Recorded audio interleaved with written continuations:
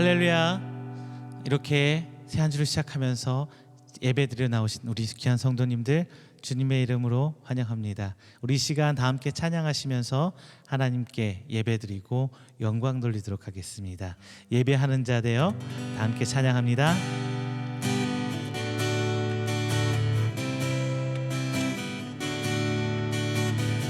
우리 모두 예배하는 자 되어 우리 모두 예배하는 자 되어 온전히 영과 진리로 주를 예배하자. 주가 우리와 함께 영원히 함께 하시고 마르지 않는 샘물로 우릴 채우시리라. 우리 모두 예배하는 자 되어 온전히 영과 진리로 주를 예배하자.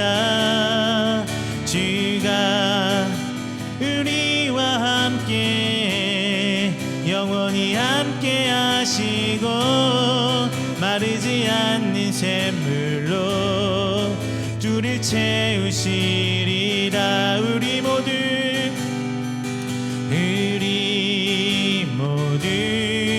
예배하는 자 되어 온전히 영과 진리로 주를 예배하자.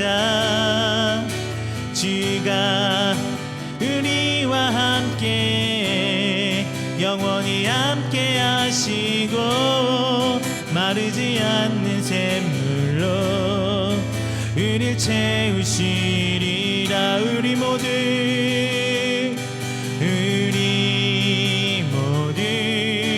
예배하는 자 되어 온전히 영과 진리로 주를 예배하자. 주가 우리와 함께 영원히 함께 하시고 마르지 않는 샘물로 우릴 채우시리라. 우리 모두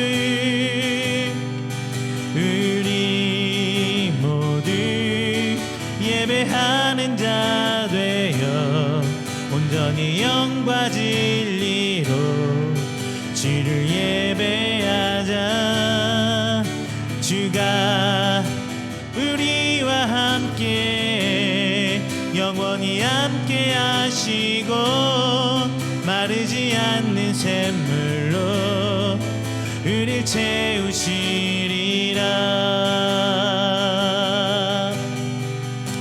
이 시간 우리 다 함께 드리는 예배를 위해서 기도하는 시간 갖도록 하겠습니다. 주님이 귀한 예배 주께서 홀로 영광 받아주시고 하나님으로부터 받는 그 귀한 은혜를 체험하는 시간 되게 해달라고 함께 기도하겠습니다. 또 하나 기도하는 것은 코로나 시기를 이겨낼 수 있는 지혜 허락하여 주시고 오직 주님 붙들고 나아가는 믿음 허락해 주시며 하나님의 위로와 새 힘을 얻어 나아가는 우리 귀한 성도 되게 해달라고 다 함께 기도하는 시간 갖도록 하겠습니다. 사랑과 은혜가 충만하신 우리 주 하나님 감사와 영광 돌립니다. 하나님께서 사랑하신 귀한 성도들 위하여 나와 하나님께 간절히 기도합니다. 하나님, 이 시간 드려지는 우리의 예배 주께서 홀로 영광 받아주시고 온전히 주께 나아가는 시간 될 수 있도록 주님 아버지 붙들어 주시옵소서. 아버지, 온전히 주님 바라보는 시간 되길 원합니다. 이 시간 통하여 주님의 형상을 회복하고 주께 부여받은 그 사명을 다할 수 있는 새 힘을 얻고 위로를 받는 시간 되길 원합니다. 주님 아버지, 하늘을 여시고 은혜 허락하여 주시다. 이 시간을 비롯하여 저희들이 주님의 회복을 받는 그 은혜를 체험하는 귀한 시간일수록 주님 부어 주시옵소서. 주님 부어 주시옵소서. 이 시간 하나님께 온전히 예배드리며 나아갑니다.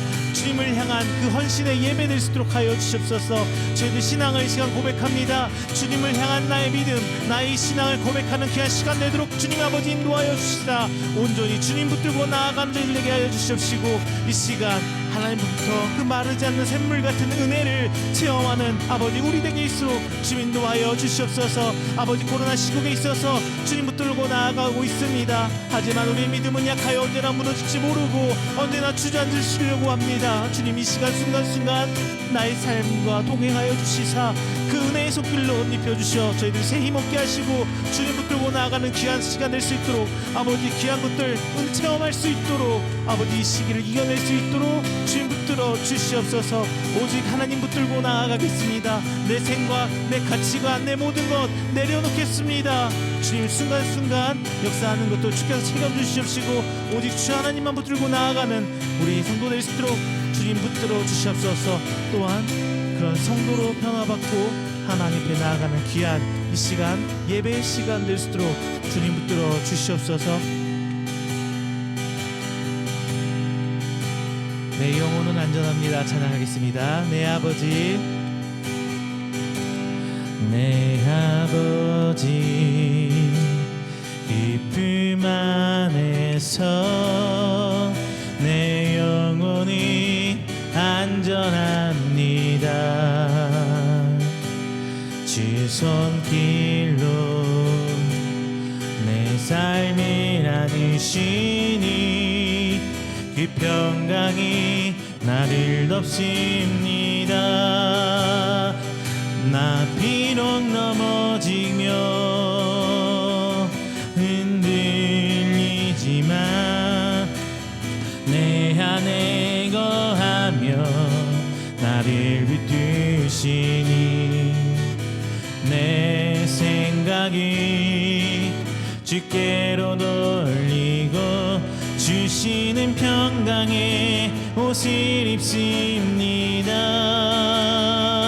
주 약속 안에서 내 영혼 평안해 내 뜻보다 크신 주님의 계획 나 신뢰해 두려움 나 내려놓고 주님만 의지해 주 안에서 내 영혼 안전합니다.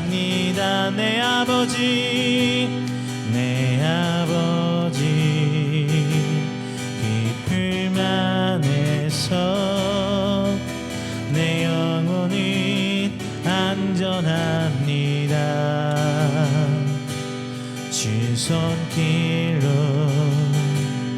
내 삶을 안으시니 그 평강이 나를 덮습니다. 나 비록 넘어지며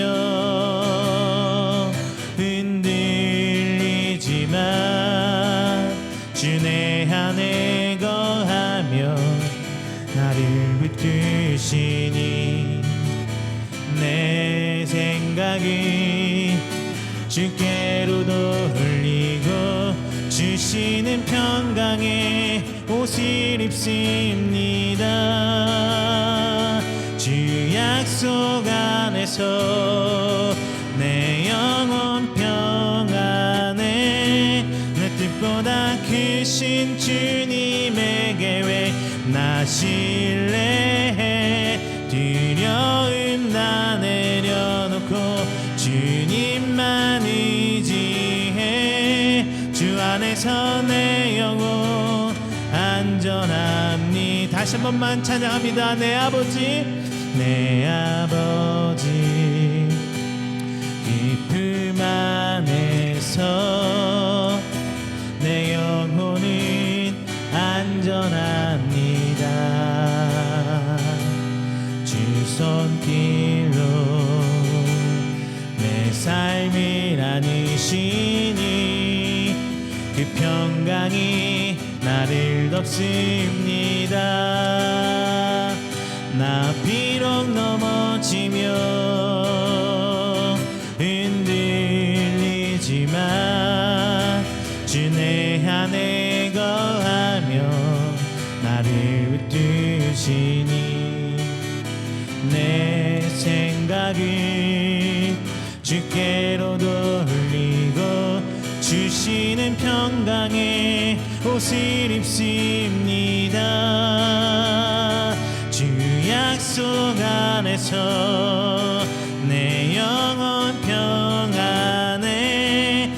빛보다 크신 주님에게 왜 난 신뢰해. 두려움 다 내려놓고 주님만 의지해. 주 안에서 내 영혼 안전합니다. 우리의 영혼을 지켜주시는 그 하나님, 하지만 우리는 어쩔 수 없이 어둠 가운데 있을 수밖에 없는 것 같아요. 이 시간 어둠 속 헤매는 내 영혼 찬양합니다. 어둠 속 헤매이던 내 영혼 갈 길 몰라 방황할 때에 주의 십자가 영광의 그 빛이 나를 향해 비추어 주셨네. 주홍 빛보다 더 붉은 내 죄 그리스도의 피로 씻기어 완전한 사랑 주님의 은혜로 새 생명 주께 얻었네. 은혜 아니면 나서지 못하네. 십자가의 그 사랑 능력 아니면 나서지 못하네. 은혜 아니면 나서지 못하네.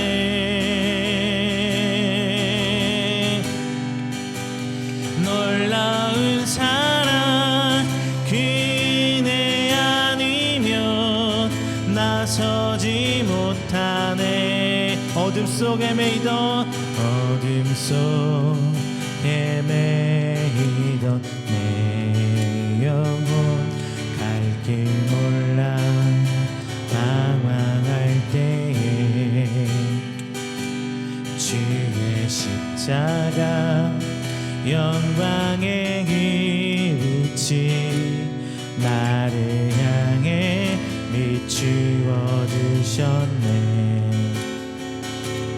나의 노력과 의지가 아닌 오직 주님의 그 뜻 안에서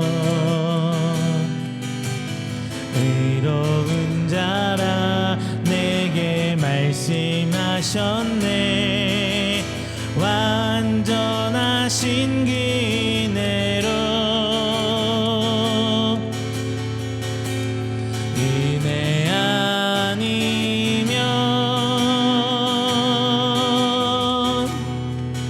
나서지 못하네.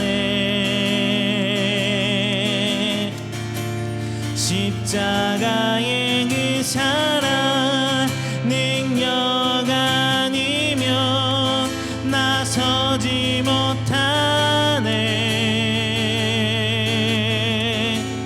은혜 아니면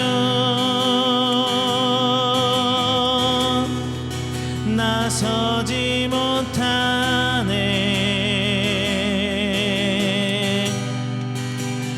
놀라운 사랑 그 은혜 아니면 나서지 못하네. 이제 나 사는 것 아니요, 이제 나 사는 것 아니요, 오직 예수 내 안에 살아계시니 나의 능력 아니 주의 능력으로 이제 주와 함께 살리라.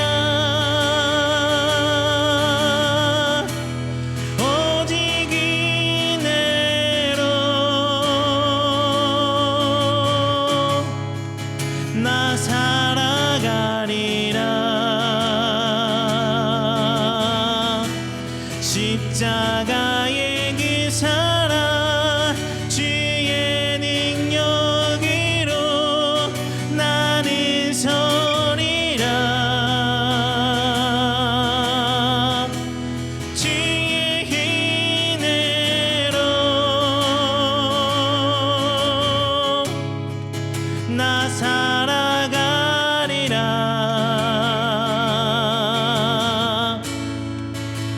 십자가 사랑 그 능력으로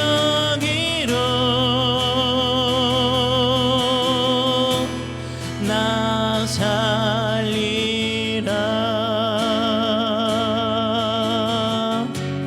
주 은혜로 나 살리라.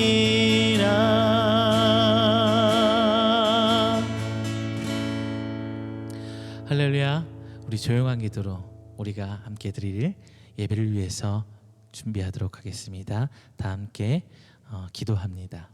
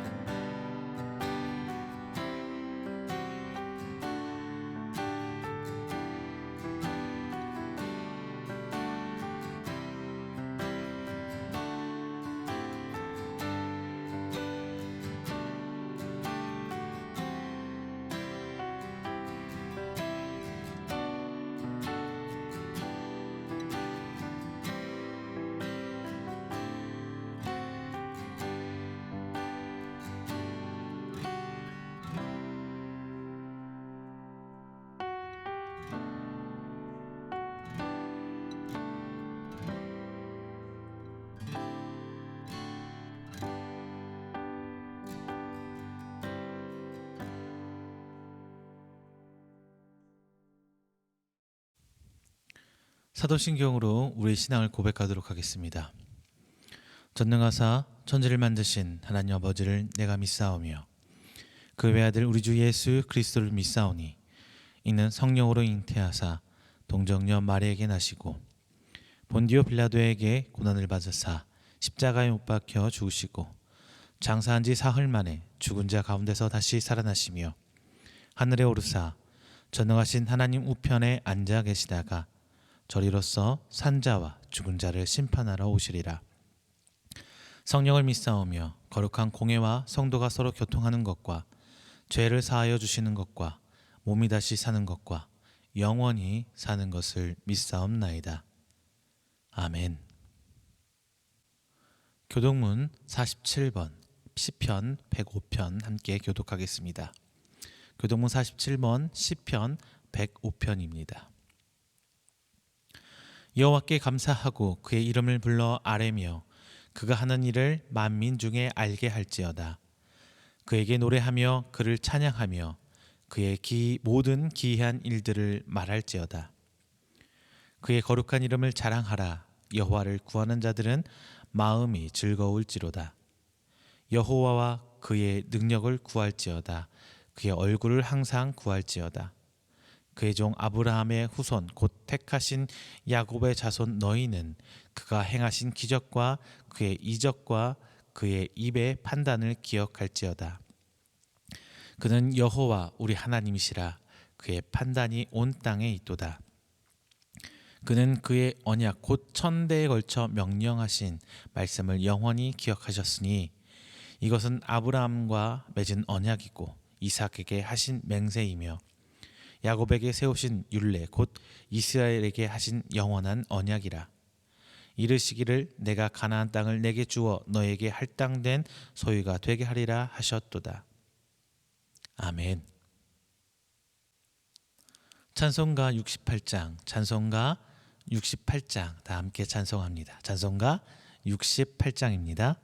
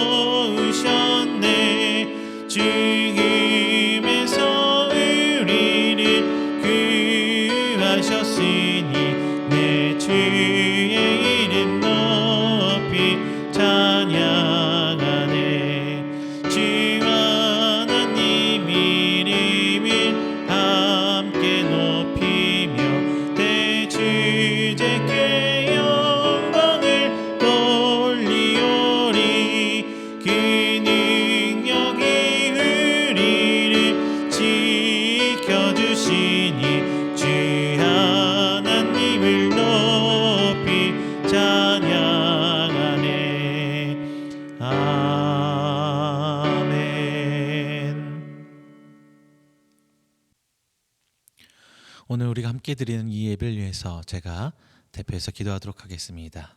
다 함께 기도합니다. 사랑이 많으신 우리 주 하나님, 먼저 감사와 영광 하나님께 돌립니다. 지난 한 주일간 세상 가운데 살다 오늘 새 한 주를 시작하며 그 첫 시간 하나님께 나와 귀한 예배로 하나님께 영광 돌립니다.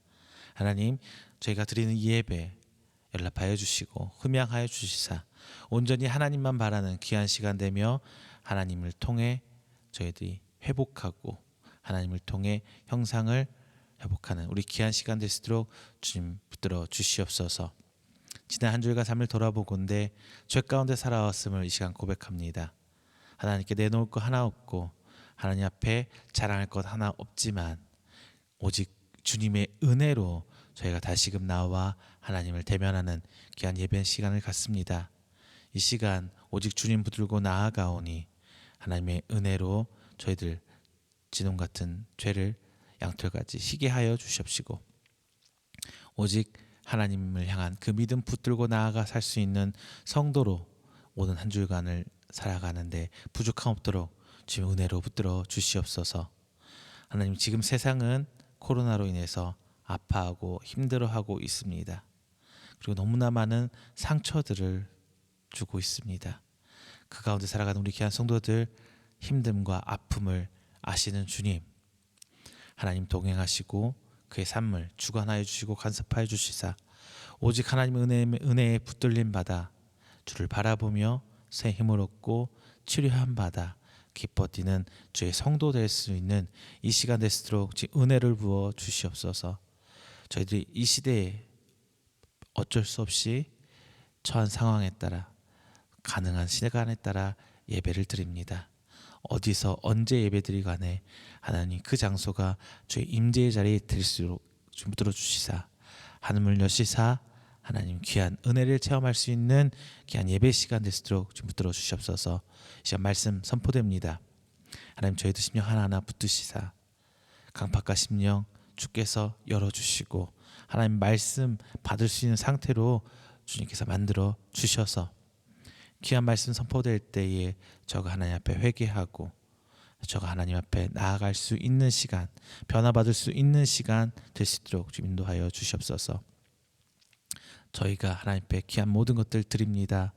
하나님 주님 오시는 그날까지 말씀 부여잡고 매 한 주간 한 주간을 살아가길 원하오니 하나님 오직 하나님께서 붙드시고 인도함으로 인해 은혜 충만한 예배될 수 있도록 지금 은혜로 덧입혀 주시옵소서.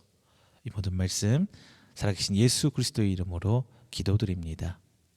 아멘. 오늘 함께 은혜 나누실 말씀은 로마서 12장 1절부터 2절까지 말씀입니다. 1절, 2절 두 말씀 함께 보도록 하겠습니다. 제가 가진 성경으로 신약 256페이지입니다. 다 함께 한 목소리로 봉독하겠습니다. 그러므로 형제들아 내가 하나님의 모든 자비하심으로 너희를 권하노니 너희 몸을 하나님이 기뻐하시는 거룩한 산 제물로 드리라. 이는 너희가 드릴 영적 예배니라.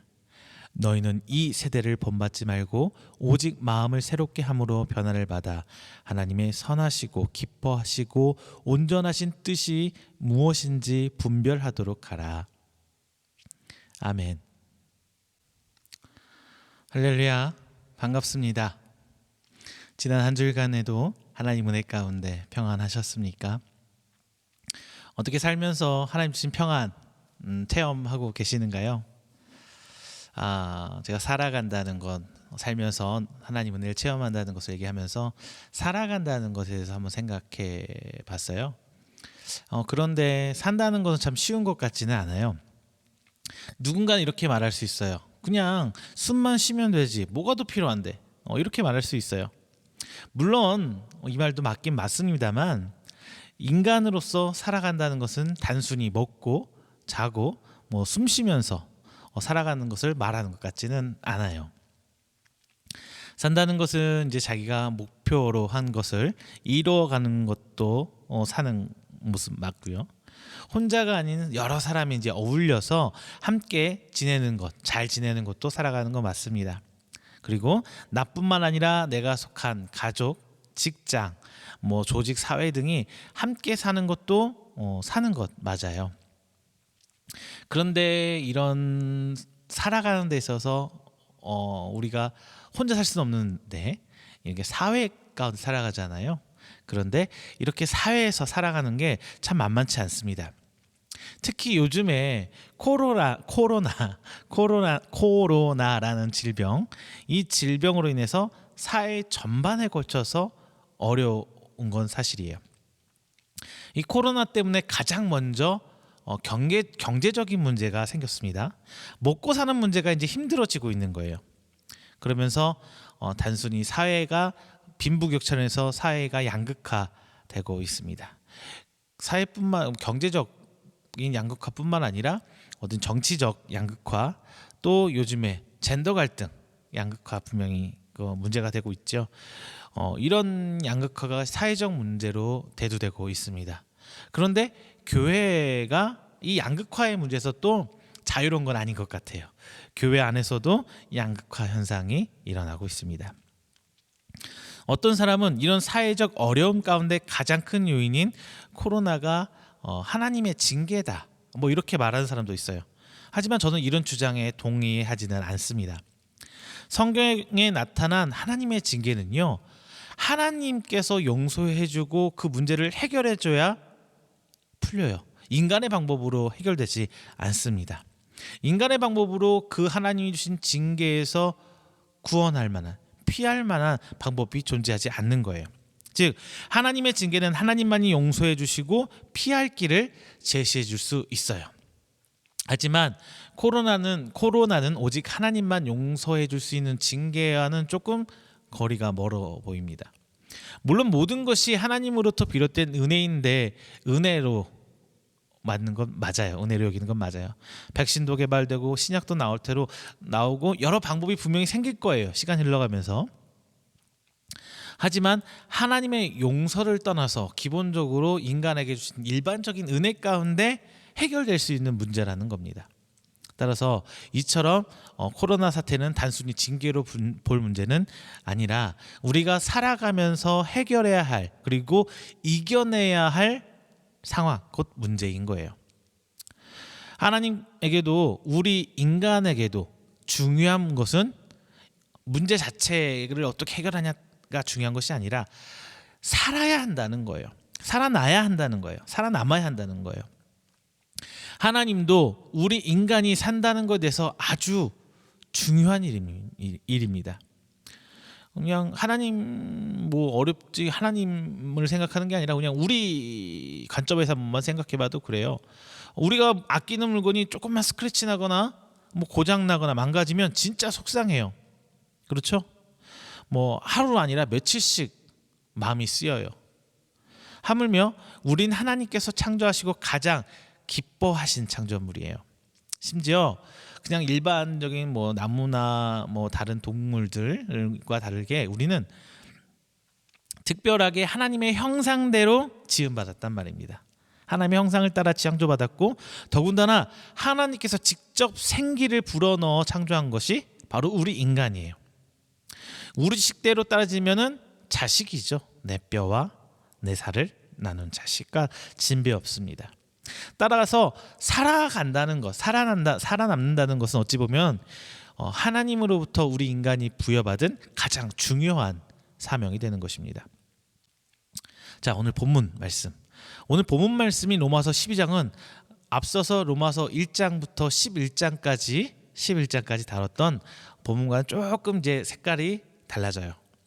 앞서서 11장까지는 좀 철학적이고 신학적이고 형이상학적인 좀 어려운, 좀 구체적으로 생각해보고 고민해봐야 할 문제들이었다면, 이제 12장부터는 실질적으로 우리 삶에서 어떻게 적용해야 될지 다루고 있어요. 특별히 이제 12장을 시작하는 1절, 2절 말씀은요, 그 결과를 딱 크게 보여주고 있습니다. 즉 이제는 바울이 로마 교회의 구원에 대한 것을 넘어서서 구원받은 자의 삶에 대해서 강론해주고 가르쳐주고 있는 것입니다. 본문 1절에서 2절 말씀 여러분 많이 들어보셨던 말씀이죠. 오늘은 특별히 산재물이라는 단어에 대해서 우리가 조금 집중해 보려고 합니다. 우리의 삶은 단순히 먹고 자고 호흡하는 삶을 넘어서서 하나님께 부여받은 명령이자 그리고 우리의 권리입니다. 권한입니다. 이 삶에 대해 바울은 여태까지 없었던 살아있는 재물이라는 개념을 얘기해주고 있어요. 재물은요, 죽어야 할 혹은 죽어 있는 것이 바로 재물이거든요. 그런데 조금 관념을 전혀 달리해서 이제 살아있는 재물이란 말을 바울이 하고 있습니다. 여러분, 오늘 말씀을 통해서 어려운 시기에 삶을 사명으로 지고 살아가는 것이 얼마나 힘듦을 알기에 오늘 말씀을 살아간다는 것에 대해서 좀 나누고자 합니다. 우리의 삶은 단순한 삶이 아니에요. 내 것도 아니고 그렇다고 온전히 하나님 뜻만 따라 사는 로봇 같은 삶도 아닙니다. 자, 이 사이에서, 이 과정에서 이제 우리가 하나님께 살아있는 재물로서 어떻게 살아가야 하는지 그 지혜를 오늘 본문 말씀 같이 나누면서 은혜 나눠보도록 하겠습니다. 먼저 첫 번째는요, 이 시대의 풍조를 본받지 말고 살아가야 합니다. 이 시대의 풍조를 본받으면 안 돼요. 바울은 시대적 풍조를 본받지 말고 살아가라고 얘기하고 있습니다. 풍조란 말의 뜻은 우리 한자로 바람풍, 해수 조자를 쓰고 있는데요. 즉 바람과 조수의 흐름을 일컫는 말입니다. 즉 시대에 따라 변하는 세태를 명시하는 말이에요. 그러면은 당시 로마의 풍조는 어땠길래 사도 바울이 이 얘기를 가장 먼저 시작하고 있는 것일까요?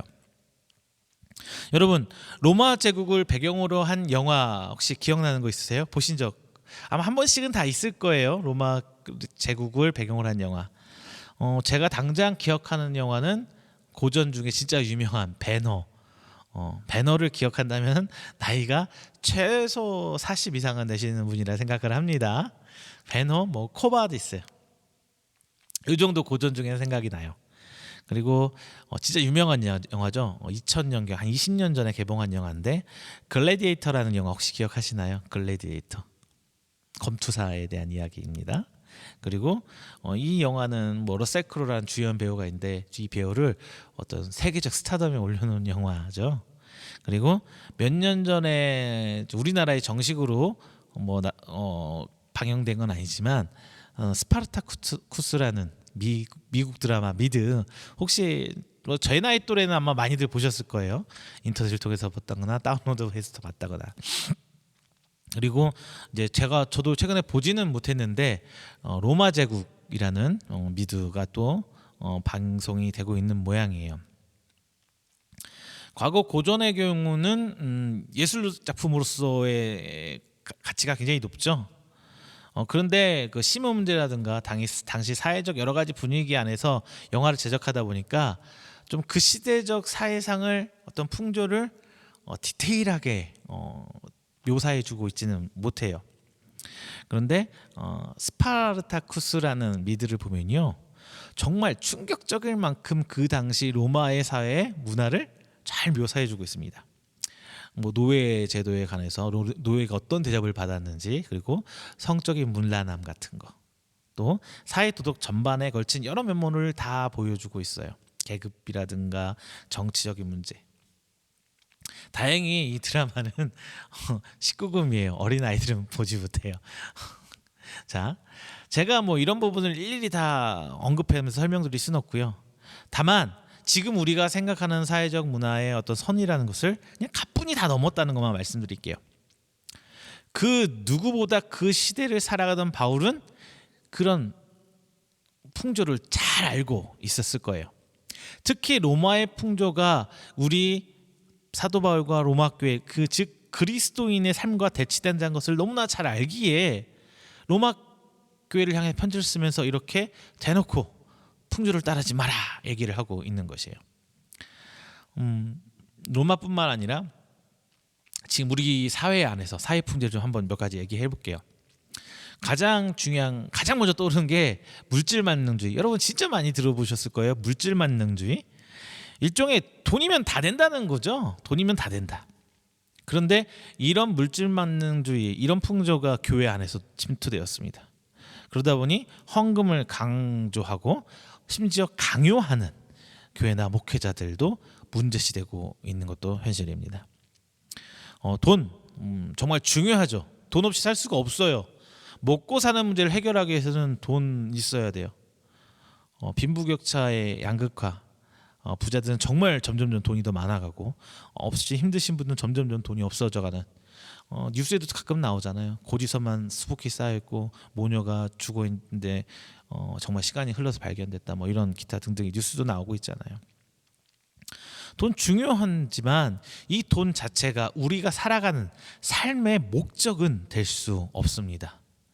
돈은 우리가 살아간다는 것에 대한 목적의 수단으로서 중요한 것이지, 이 돈이 우리 신앙생활의 목적이 될 수 없어요.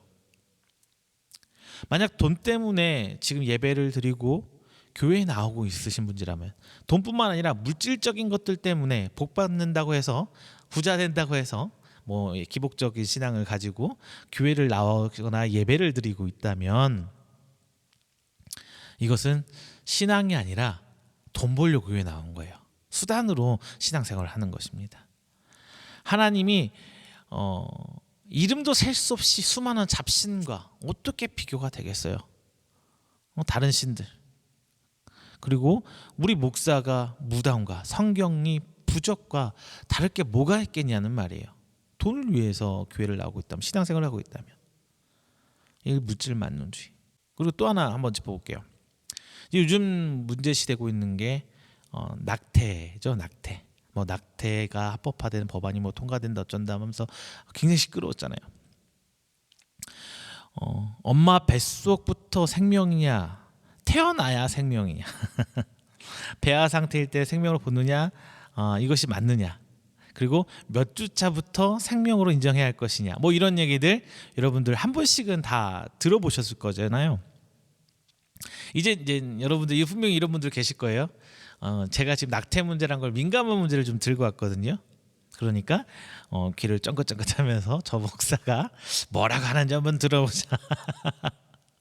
뭐 그런 분도 분명히 있을 거예요. 하지만 제가 말씀드리는 것은 풍조라는 부분에 대한 것이에요.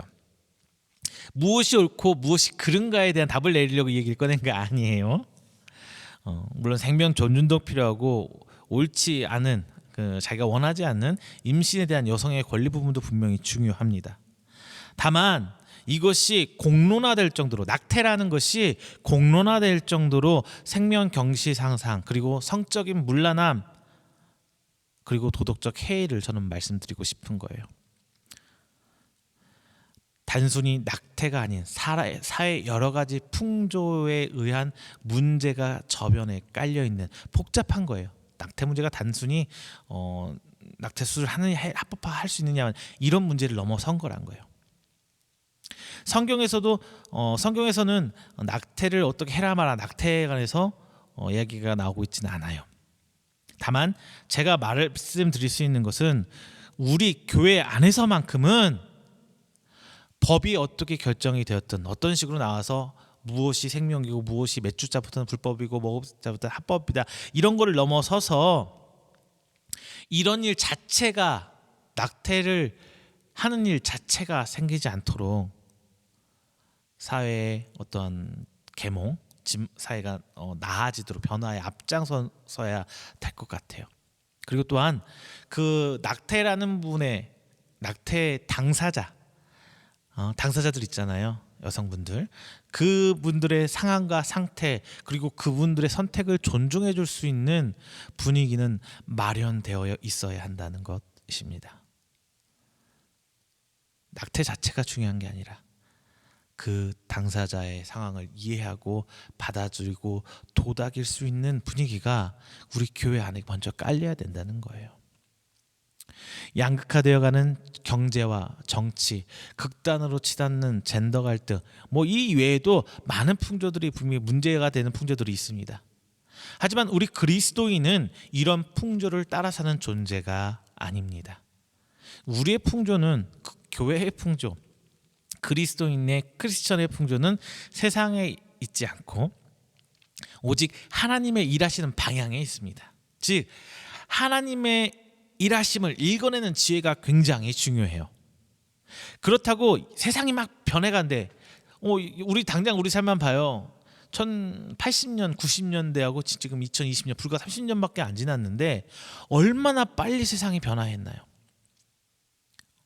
이 빠른 변화 가운데 우리는 과거의 전통과 풍습을 그대로 유지해야 하느냐? 그런 말은 아니에요. 세상의 변화는 하나님의 일하십니다. 다만 우리가 경계해야 될 것은 삐뚤어진 변화를 말해요. 예를 들면 젠더 갈등의 문제에 있어서 진짜 여러분 역사 시간에 배우셨잖아요. 진짜 옛날에는 모계 사회였죠. 여성 중심의 사회였단 말이에요. 그런데 인류가 이제 농경을 하게 되고 농사를 짓게 되고, 농사를 지으면서 정착 생활을 하면서 이제 족장 문화가 생겨나죠. 족장 모여 살면서, 정착을 하고 살면서 족장이 또 족족 가족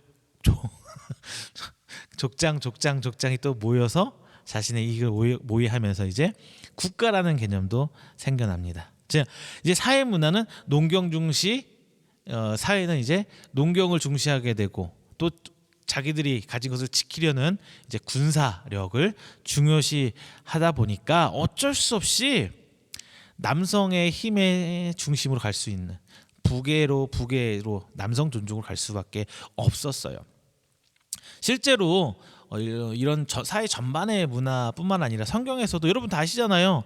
성경에서 숫자를 셀 때 누구를 세나요? 나이 드신 분들, 어린 여자분들 다 세나요? 아니죠. 성경에서 숫자를 셀 때 숫자는 군대에 동원될 수 있는 사람만을 숫자로 셉니다. 그것을, 이러한 문화 자체를 여성 비하라고 또 할 수 있나요? 여성 비하라고 할 수 있어요? 저는 아니라고 말하고 싶어요. 이런 것은 여성 비하가 아니에요. 근데 이런 여성 숫자만 세고 하다 보니까, 사회 문화를 하다 보니까 이런 것 때문에 여성 비하가 생겨난 게 문제죠. 비뚤어진 풍조예요. 문화나 정치, 사회 전반에 잘못된 것에 대해서 성경에서 어떻게 얘기하고 있는지 좀 봐야 돼요. 우리 삶 속에서 그러잖아요. 예전에 우리 신앙의 선배들, 보면은 뭐 장로님 장로님 안수 받을 때, 그리고 안수 집사님들이 이제 안수 받을 때, 권사님들이 취임할 때 보면은 그분들 입장에서는 정말 하나님 앞에 가장 큰 명예로운 일이 그 취임식이었고 안수식이었단 말이에요. 그러니까 너무 감사해서 그 어떤 것보다 귀하기 때문에 헌금을 해왔어요. 이것을 누가 잘못됐다고 말할 수 있나요? 아니죠. 그런데 이것이 시간이 흘러가면서 잘못된 풍조로 흘러갑니다. 어떻게? 해야 하는 것으로 해야 하는 것으로 흘러가요. 이게 잘못 비뚤어진 풍조라는 거예요. 시작은 정말 좋았는데 흘러가면서 비뚤어지게 된다는 거예요. 우리는 이걸 조심해야 돼요. 그런데 이렇게 잘못된 것이 생겨났을 때 성경에서는 이것을 어떻게 하라고 하느냐, 우린 그걸 봐야 됩니다. 성경에서는 이런 잘못된 것들, 부패를 봤을 때 급진적, 혁명적 어떤 이런 개혁을 말하고 있나요? 잘못된 건 다 때려 부셔야 되고 좋은 것만 남기고 새로운 개혁으로 막 끌고 나가야 돼. 급진적 개혁, 혁명 막 이런 걸 얘기해요? 아니죠. 그렇지 않습니다. 부당한 것, 잘못된 것에 대한 의사표현은 분명히 해야 돼요. 하지만 폭력을 수반한 개혁을 성경에서는 말하고 있질 않아요. 급진적 혁명을 이야기하고 있지는 않습니다. 단 한 번도 선지자들이 무력 시위를 한 적이 없어요. 구약 선지자들 나와서 무력 시위한 적이 있나요? 무력 시위한 적이 없어요. 그리고 예수님의 제자들도 로마 치하에 살면서 무력 시위했습니까? 아니요, 하지 않았습니다. 예수님을 따르던 사람들 중에 로마의 편에 들어서 로마의 입장에 든 사람이 없었겠어요? 아니면 이스라엘 독립을 위해서 살던 사람이 없었겠습니까? 다 섞여 있었을 거란 말이에요. 그런데 예수님과 사도들은 그 이야기를 전혀 하지 않아요. 교회는 끊임없이 진리만을 말해야 됩니다. 진리를 이야기해야 돼. 잘못된 거, 부정한 거에 대해서는 굽혀서 안 돼요. 이 진리만큼은 또 양보해서는 안 되는 거예요. 그리고 잘못된 풍조를 따라간다는 건 더더욱도 안 됩니다. 또 사회적 풍조 때문에 진리가 굽힌다는 것, 이것도 잘못이죠. 또 하나, 사회적 풍조 가운데 휩쓸려서 무력 시위를 한다는 것도 잘못입니다. 우리 그리스도인은 오직 복음을 주장해야 된다는 것입니다. 하나님의 일하심을 읽는 지혜를 구하고 깨닫는 것은 믿음으로 보이는 것이 바로 우리입니다. 이것이 하나님의 성도로 살아가는 첫 번째 증거입니다. 자, 두 번째요. 마음을 새롭게 하고 변화받는 것이 살아있다는 것입니다. 앞서서 말씀드린 풍조에 굽히지 않는 삶, 어때 여러분, 인정할 수 있으시겠어요? 인정할 수밖에 없죠. 인정할 수밖에 없죠. 이제 마음을 새롭게 한다고 합니다. 여기서 마음이라는 것은 좁은 의미로 영을 지칭하는 게 아니에요. 영적인 것. 이미 바울의 이 편지를 읽는 사람은 회심한 사람, 즉 복음을 들으면서 회개하고 예수 그리스도를 믿어 하나님의 성도가 된 상태죠. 이 사람들에게 마음을 새롭게 하라는데 영적인 측면을 다시 새롭게 하라는 것이 아니죠. 여기서 마음은 영을 가리키는 단어 푸뉴마라는 헬라어를 쓰고 있지 않습니다. 노스라는 단어를 사용하면서 지성, 이성, 판단 능력을 얘기하고 있는 거예요. 즉 예수님을 믿기 이전에 세상의 풍조로 인해서 지성, 이성, 판단 능력이 좌지우지 됐다면 이제는 이런 것들이 변화해야 된다는 거예요. 새로워져야 된다는 거예요. 또한 이제 변화를 받아라는 말에서 내적 변화가 아닌 외적 변화를 말하고 있습니다. 즉 삶의 실질적인 변화가 나타나야 된다는 거예요. 성도 여러분, 예수님을 믿고 여전히 세상의 풍조에 따라 살고 있으십니까? 여전히 삶의 중심엔 내가 있고 여전히 세상과 똑같이 돈이 목적이 되는 삶을 살고 있으며 여전히 나 자신만을 위해서 살아가고 계십니까?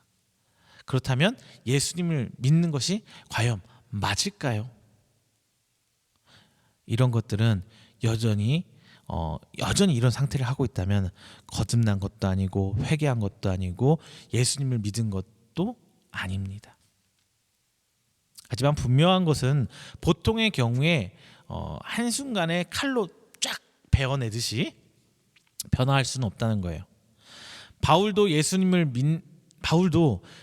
믿는 사람을 막 잡으러 가는 그 다메섹으로 가는 길 중에서 예수님을 만나버렸어요. 그래서 회심하게 된 사건 여러분 다 아시죠? 그렇게 예수님을 만나서 직접적으로 체험하면서 회심을 했지만 바울도 사도로 사역을 시작하기까지 3년이라는 시간이 필요했습니다. 바울도 3년이라는 시간이 필요했어요. 그런데 우리가 모두 다 바울처럼 살지는 못하죠. 다 바울처럼 이 신앙을 가질 수는 없잖아요. 그렇다면 우리에게도 3년 아니 그 이상의 시간이 필요해요. 우리가 조금씩 변화하는데 하나님께 쓰임받는 시간이 가기까지 정말 시간이 필요하다는 겁니다. 여러분 안에 신앙생활을 하면서 갈등이 생긴다는 것 그 자체가 여러분 안에 성령님이 계신다는 증거예요. 과거의 내 모습과 성령님이 이끄시려는 그 모습과의 차이에서 갈등하고 있다면 비록 그 과정에 있는 나는 힘들지만 하나님한테 감사해야 합니다. 지금 나와 함께 계심이라는 뜻이거든요. 그 증거예요. 내가 지금 막 속에 갈등이 있다면 하나님이 나와 함께 계신다는 증거예요. 하나님이 함께 하신다는 것이 하나님이 일방적으로 내 편이 되시고 내 뜻대로 되는 상황에 갖다 붙이는 말이 아니에요. 하나님이 함께 하신다는 것은 말 그대로 내가 하나님이 성도가 되는 과정에 힘듦을 주시는 것도 하나님께서 일하시는 거고 함께 하시는 것입니다. 오히려 내 삶 속에 아무런 그리고 내 신앙과 내 삶 가운데 갈등이 생기지 않는다면 오히려 여러분 주의하세요. 하나님께서 과연 내 곁에 있는 건가? 정말 내가 가는 길이 내가 살고 있는 삶이 옳은 것인가? 여러분 주의해야 됩니다. 변화는 쉽지 않습니다. 더군다나 성경에 써 있는 대로라면 내 의지로 변하는 것이 아니라 변화를 받아 즉 하나님의 은혜로 어쩔 수 없이 변화되는 것인데 이게 쉬울 턱이 없죠. 어떻게 이게 쉽겠어요? 생각해 보세요. 내 의지로 내 습관 하나 바꾸는 것도 정말 힘들어요. 보이지 않는 그리고 정확히 알 수도 없는 하나님의 뜻에 의해서 바뀌어진다는데 그게 어떻게 쉽겠습니까? 변화해야 한다고 인식하는 것조차 어려운 일이에요. 그래서 여전히 막 변화해서 나가려는 진보 그리고 옛것을 지키려는 보수가 여전히 싸우고 있잖아요.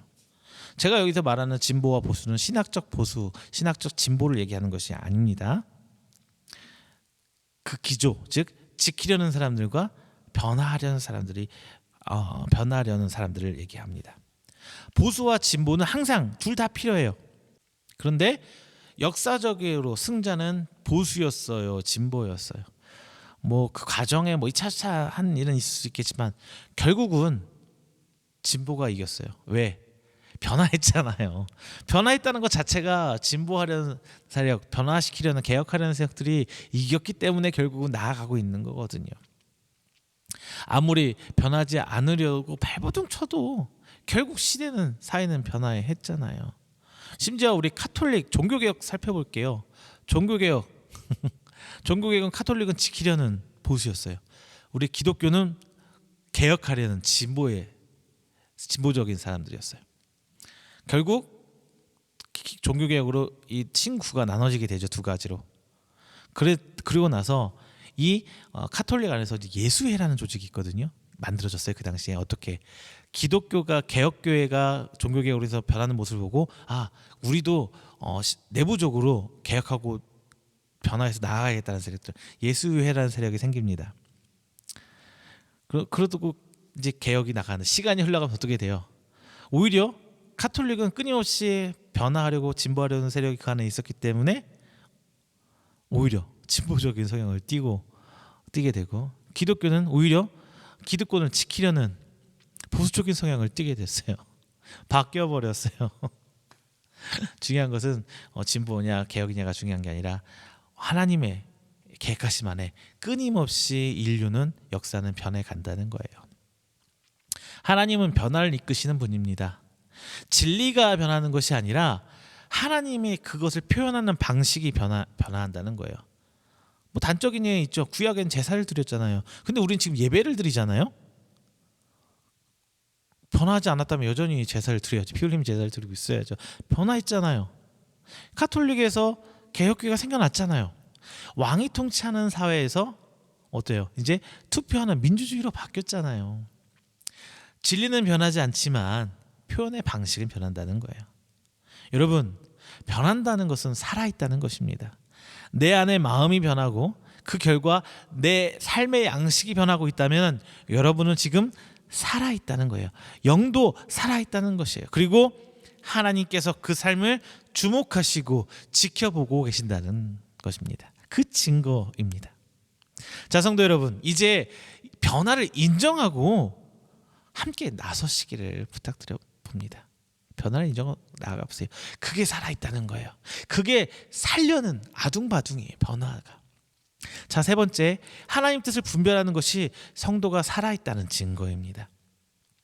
앞서 말씀드린 두 가지, 풍조를 따르지 않고 마음을 새롭게 해서 변화시키는 것, 어찌 보면 우리 하나님, 예수님, 성령님이 아니어도 철학이나 윤리, 도덕 혹은 내가 마음에 품고 있는 멘토 유행이죠. 멘토를 통해서 혹은 학교나 주변 어떤 선생님들, 어른들을, 부모님을 통해서 변화될 수 있잖아요. 그렇죠? 앞서 말씀드린 거는 굳이 하나님이 아니어도 돼요. 그렇지만 하나님의 뜻을 분별하는 것은 오직 성령님의 인도를 받는 우리 성도들만 할 수 있습니다. 우리 성경에서는 분별이라는 거 써 있습니다. 이것을 번역할 때 이제 의역한 거거든요. 분별이라는 단어로. 이 그 분별이라는 단어를 직역하게 되면 어떤 뜻이 있냐면요. 헬라어라는 단어 안에 증명하라, 조사하라, 시험하라는 뜻이 있어요. 즉 하나님의 선하심, 기뻐하시는 것, 온전하신 뜻을 우리가 시험하고 조사하고 증명하라는 말입니다. 분별하라는 것은 끊임없이 시험도 해보고 성경 말씀이나 여러 가지 내 삶 속 안에 하나님 일하심을 조사도 해보고 그것을 통해서 증명하라는 거예요. 우리는 하나님의 온전한 뜻을 몰라요. 잘 알 수가 없어요. 뭐 이렇게 쉽게 말하면 이렇게 말도 알 수 있어요. 성경에 써 있잖아요. 이렇게 말할 수도 있어요. 있기는 하나님 뜻 성경에 다 써 있잖아요. 쉽게 말하면 할 수 있지만 우리는 하나님 뜻을 알 수가 없어요. 그런데 중요한 것은 우리는 성경에 써 있잖아요. 뭐 이런 답을 원하는 건 아니잖아요. 그렇죠? 일단은 오늘 말씀 한번 제가 차근차근 뜯어볼게요. 먼저 하나님의 선하심.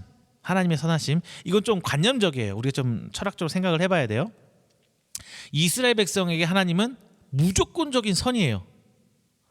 뭐 이래서 하나님은 선하다, 이랬기 때문에 하나님은 선하다, 이렇게 근거를 대서 논리적으로 하나님은 선하다로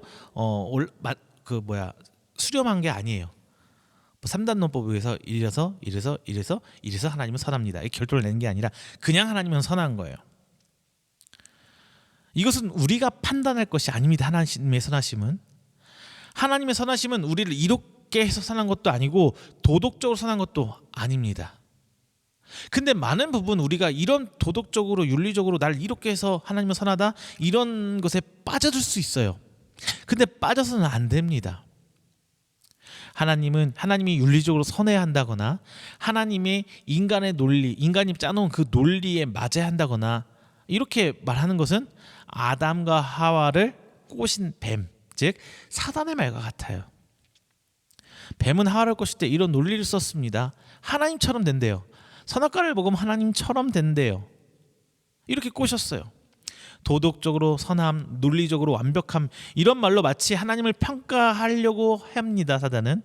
그런데 우리가 알아야 될 것, 그 기저에 우리는 하나님을 평가할 수 있는 그런 존재가 아니에요. 하나님 자체가 그냥 선입니다. 선의 기준은 인간의 몫이 아니라 하나님의 몫입니다. 그냥 우리는 하나님이 선하시다 이건 인정하고 가자고요. 그냥 깔고 가자고요.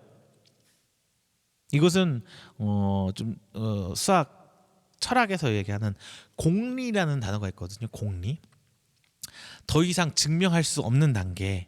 공리란 무엇이냐면 제가 사전적 이렇게 써 있어요. 사전에는 하나의 이론에서 증명 없이 바르다고 하는 명제, 즉 조건 없이 전제된 명제예요.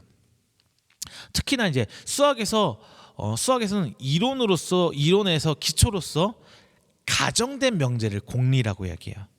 즉 더 이상 증명할 필요도 없고 할 수도 없는 상황을 공리라고 하는데, 하나님의 선하심 바로 이런 공리의 문제예요. 하나님의 존재의 유무도 이런 공리의 유무예요. 하나님의 존재를 증명하는 게 아니라 하나님이 존재한다는 전제하에 우리 신앙이 시작된 거거든요. 그러니까 하나님 존재, 이렇게 해서 하나님은 존재, 이렇게 해서 하나님은 선하셔, 증명할 필요가 없는 거예요. 그냥 하나님은 존재하시고 우리를 창조하셨고 하나님은 선하시고, 이게 우리 신앙의 공리가 되는 거예요. 증명할 필요도 없고 증명도 안 되는, 그걸 어떻게 논리적으로 깨려는 사단이 꼬이는 꼬임이에요. 그렇게 말한다면 우리 기독교인은 하나님의 선하심은 명제, 기본 명제, 공리가 되는 것이에요. 그리고 이제 두 번째로는 하나님께서 기뻐하신다는 것이죠. 기뻐하신다는 것. 근데 하나님께서 기뻐하는 것, 하나님 기뻐하신 일을 한다는 것은 우리 인간에게 저는 불가능하다고 생각합니다. 하나님이 세운 기준, 하나님이 세운 율법이라는 기준에 의하면 우리는 하나님을 기쁘게 할 수 있는 존재가 아니에요. 다만 본문을 조금 직역하면요, 만족할 만한 수준, 받아들일 만한 수준이 좀 더 정확하게 받아들일 수 있는 단어일 텐데, 이렇게 말하면은 말이 돼요. 할 수가 있어요. 즉 우리는 우리 신앙 안에서 보면은 우리는 예수님을 믿어서 이제 은혜로 하나님께서 우리를 의인으로 인정을 해주신 거잖아요. 우리는 절대 하나님의 기준에 의해서 의인이 될 수 없는데 예수님을 믿었기 때문에 의인으로 인정해 준 거예요. 그래, 너 의인이야, 이렇게 해준 거란 말이에요. 그래서 우리는 이 수준이라는 것이 드러난 행위로 판단되는 것이 아니라, 하나님을 기쁘게 한다는 것이 드러난 행위로서 판단되는 기준이 아니라, 우리 중심을 아시는 하나님께서 우리가 얼마나 살면서 갈등하고 있고 그 가운데 힘들어하고 있는지를 보고 기뻐한다라고 보는 것이 맞다는 게 제 해석이에요. 하나님께서는 기뻐하시는 일이, 하나님께서 기뻐한다는 게 객관적인 수치로 인해서 기뻐하는 게 아니라, 다시 정리하면 그거예요. 그렇게 기뻐하는 것이 아니라 하나님께서 만족할 만한 수준, 하나님께서 인정할 만한 수준이 무엇이냐? 예수님을 믿는다는 것.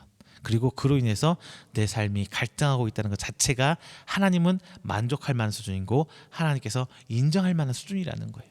뭔가를 행위로서 막 드러내서 결과물을 비춰서 그렇게 된다는 게 아니라는 거예요. 우리는 하나님의 선하심도 이해가 돼서 분별하는 것이 아니에요. 하나님께서 기뻐하실 만한 것도 우리가 뭔가를 잘해서 분별하는 것이 아닙니다. 모든 것이 하나님의 은혜로 분별되는 거예요. 분별을 우리가 하는 것이 아니라 분별되는 거예요. 다만 우리가 할 수 있는 것은 그 기준을 성경에서 찾고자 노력하는 것, 이거 하나 우리가 할 수 있는 거예요. 하지만 중요한 것은 다시 한번 말씀드리지만 얼마만큼 분별했느냐의 수치가 아닙니다.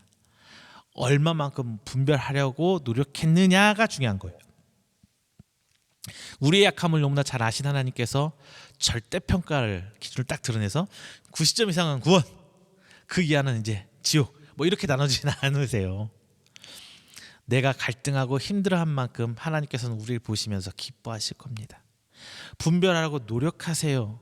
분별하는 그 자체에, 분별했다는 그 결과 자체에 능력이 있는 것이 아니라, 분별하는 우리의 삶에, 우리가 분별하면서 살아가는 그 삶에 하나님의 능력이 나타나는 것입니다.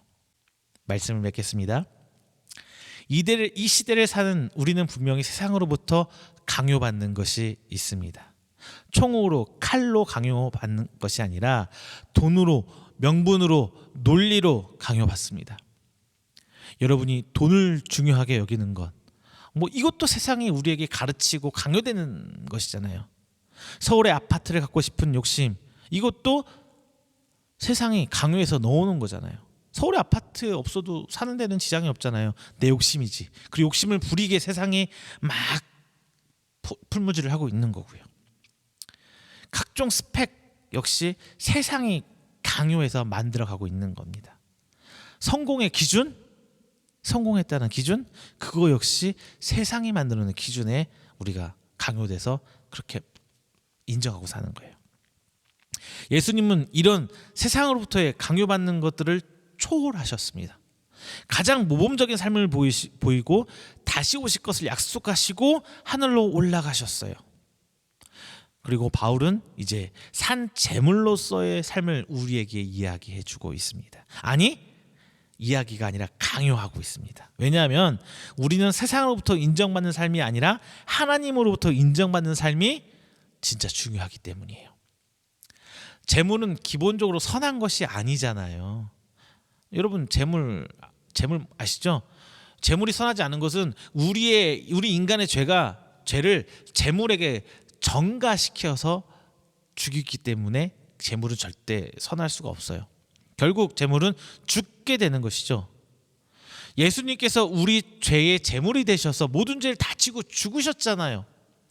그런데 이제 우리 모르고 다시 재물이 되라고 바울은 얘기하고 있어요.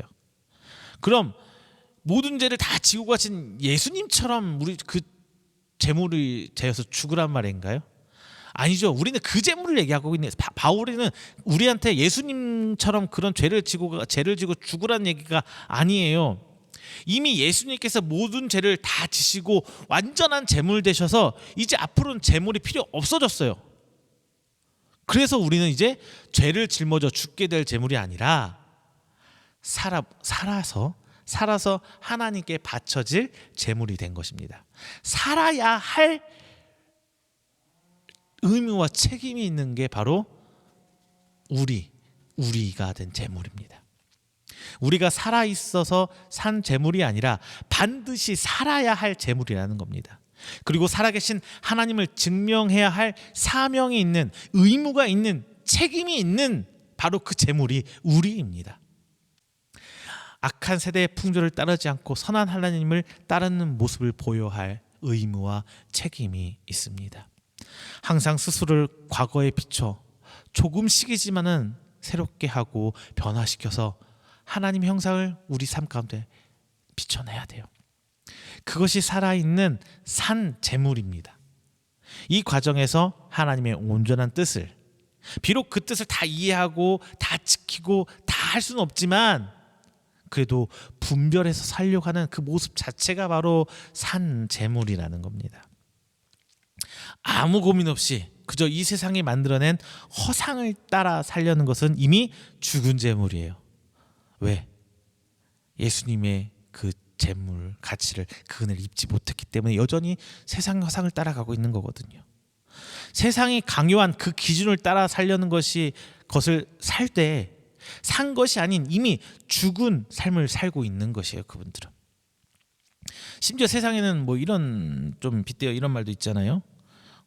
그냥 공부 진짜 열심히 해서 인정받고 서울대를 갔는데 그 사람은 직원이 되고, 비록 공부는 못했고 꼴통으로 살아왔지만 톡톡 튀어나오는 아이디어로 어떤 사람은 이 서울대생을 직원으로 쓰는 CEO, 회장이 되고, 뭐 이런 말 있잖아요. 옛날 뭐 정주영 회장 있을 때 얘기입니다.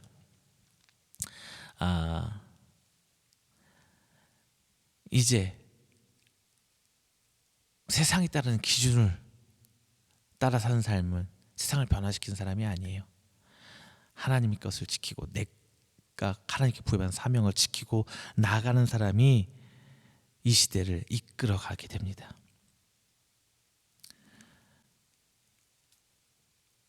우리가 만약 시대적 풍조를 따라 살게 된다면 우리는 세상의 종이죠. 우리가 종이 되어야 될 대상은 바로 하나님입니다. 우리는 하나님의 종이 되어야 돼요. 우리 하나님의 종 맞아요. 노예 맞습니다. 다만 하나님의 노예, 하나님의 종입니다. 그것이 오히려 자유함을 얻어 사는 것이고 오히려 복된 삶이며 육과 영혼이 모두 호흡하며 숨을 쉬며 살 수 있는 삶입니다. 여러분, 영적 예배의 제물이 되십시오. 죄만 잔뜩 지고 죽어 태워질 제물이 아니라 예수님이 완전한 제물이 되신 제사의 은혜를 입어 살아있는 산 제물이 되십시오. 살아야 합니다. 물론 그 과정 굉장히 힘들어요. 어렵습니다. 중요한 거는 포기만 하지 마세요. 그 결과는 하나님께서 책임져 주십니다. 우리는 오늘을 죽지 않고 살아만 내면 됩니다. 그러면 우리에게 내일이 있습니다. 마지막 날에 대한 기대와 희망이 있습니다. 여러분, 힘들지만, 어렵지만, 주저앉고 싶지만, 포기하고 싶지만 이 믿음 잃지 않고 살아가셔서 하나님 앞에 산 제물로 하나님이 기뻐하시는, 그리고 하나님께 은혜를 누리는 여러분 되시기를 주님의 이름으로 축원합니다. 기도하겠습니다. 사랑과 은혜가 충만하신 하나님 아버지, 감사합니다. 귀한 말씀 함께 나눴습니다. 주님, 이 땅을 살면서 우리가 하나님의 산 제물이 되길 원합니다. 비록 우리가 하나님께서 요구한 그 조건들, 그 기준을 다 맞추지는 못하지만 우리는 예수 그리스도의 은혜를 입은 자로 살아갑니다. 그리고 그 과정 가운데 힘들고 어렵지만 발버둥치며 나아갑니다. 주님, 그 모습을 보시고 그렇게 살아가고 있는 우리의 믿음, 신앙을 보시며 하나님께서 기뻐 받아줄 수 있는 그러한 우리가 될 수 있도록 주님 붙들어 주시옵소서. 이 모든 변화는 내 힘으로, 내 의지로 되는 것이 아니라 오직 하나님의 은혜로 될 수 있음을 이 시간 고백합니다. 주님, 우리 손 붙들어 주시고 오직 주님 오시는 그날까지 나아갈 수 있도록 주님께서 이끌어 주시옵소서. 특별히 이 말씀 붙들고 나아가는 우리 귀한 성도들, 하나님께서 눈동자처럼 지켜돌봐 주시고 오직 하나님의 덧입혀주신 그 은혜로 말미암아 새 힘을 얻고 살아가는 우리 귀한 성도 될 수 있도록 주님 아버지 축복하여 주시옵소서. 이 모든 말씀 살아계신 예수 그리스도 이름으로 축복하며 기도드립니다. 아멘. 찬송가 327장 하시면서 오늘 하나님 앞에 준비하신 예물 봉헌하도록 하겠습니다. 찬송가 327장입니다.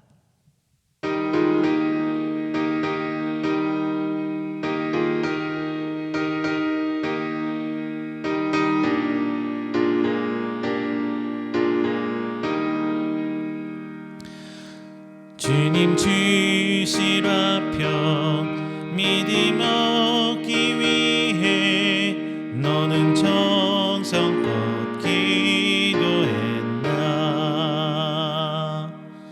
주의 제단 앞에 모두 바치기 전 복을 받을 줄 생각나라. 주의 제단에 산제사 드린 후에 주 내 맘을 주장하니 주의 뜻을 따라 그와 동행하면 영생 복락을 누리겠네. 주의 밝은 빛에 항상 활동하며 선한 사업을 힘쓰겠나. 자유 얻으려면 주의 뜻을 따라 너의 모든 것 희생하라. 주의 제단에 산제사 드린 후에 주 내 맘을 주장하니 주의 뜻을 따라 그와 동행하면 영생 복락을 누리겠네. 주의 제단 앞에 모두 바친 후에 주와 온전히 사귀겠네. 주님 주신 기쁨 또한 그의 사랑 어찌 말로 다 형용하랴. 주의 제단에 산제사 드린 후에 주 내 맘을 주장하니 주의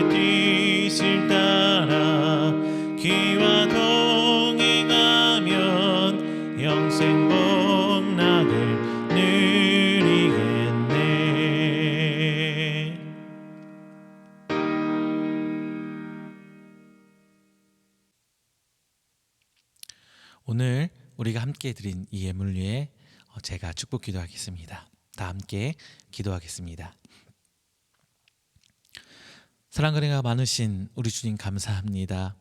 하나님께서 택하여 불러주신 것만 또 저희가 어떻게 할 바를 모르지만 주님께서는 더한 은혜 부시사 하루하루를 살 수 있도록 양식을 허락해 주시고 귀한 복된 가운데 살아가게 해주심 감사드립니다. 그 주신 은혜에 감사하며 오늘 새 하루 새 한 주를 시작하며 하나님께 나와 예배드립니다.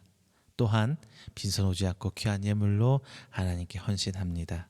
드려진 이 예물 저희의 신앙에 대한 고백이고 하나님의 주신 은혜에 대한 저희들이 하나님께 드리는 귀한 예물이오니 주님 귀 받아주시고 이 예물을 통해 쓰이는 곳곳에 하나님의 귀한 역사 일어날 수 있도록 주님 축복하여 주시옵소서.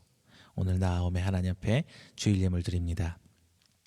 오늘 한 주일 하나님의 은혜 가운데 살길 원합니다.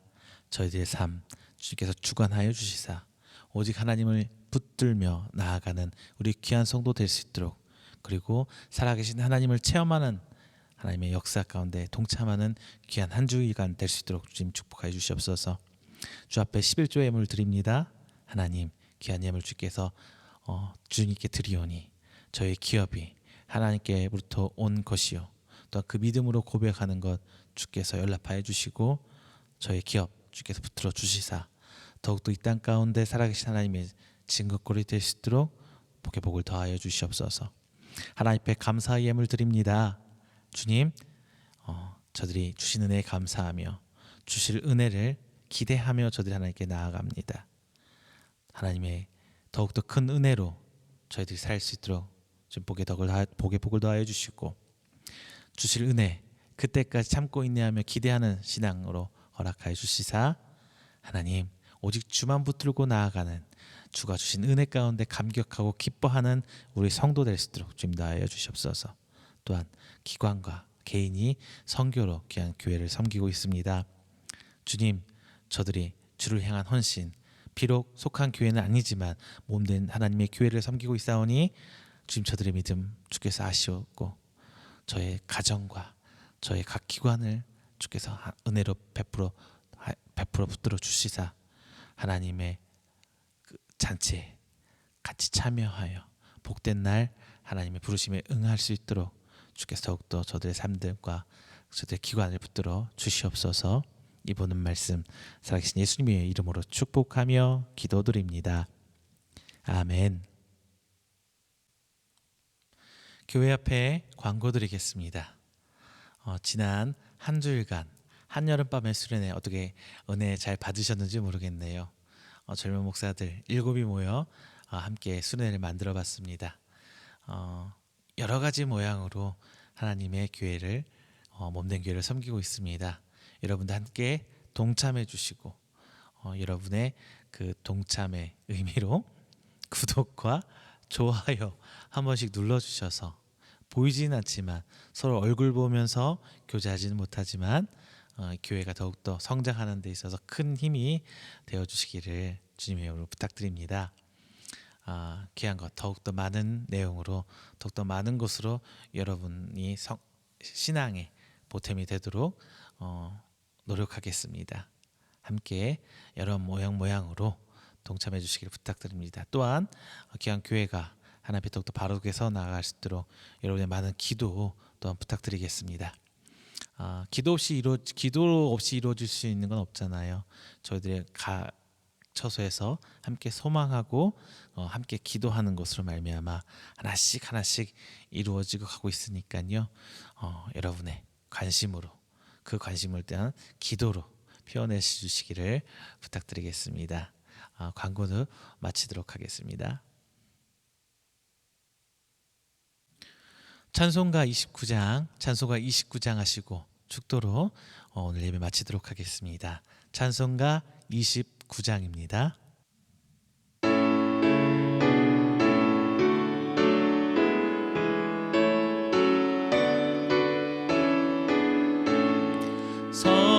성도여 다 함께 할렐루야 아멘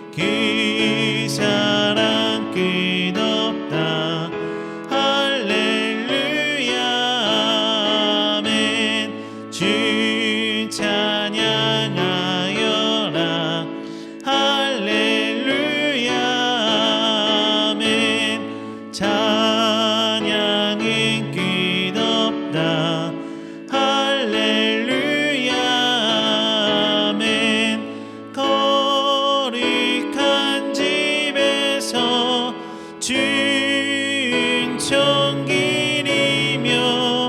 늘 찬송 부르자. 할렐루야 아멘. 축도합니다. 여호와는 내게 복을 주시고 너를 지키시기를 원하며 여호와는 그 얼굴을 내게 비추사 은혜 베푸시기를 원하며 여호와는 그 얼굴을 내게로 향하여 두사 평강 주시기를 원하노라.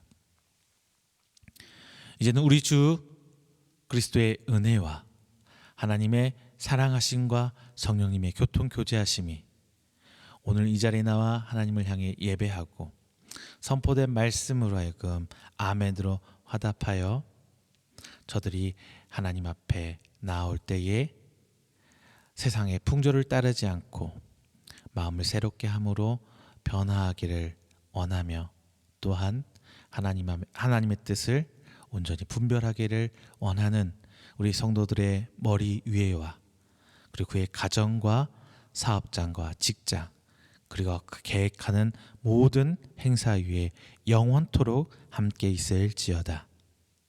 아멘.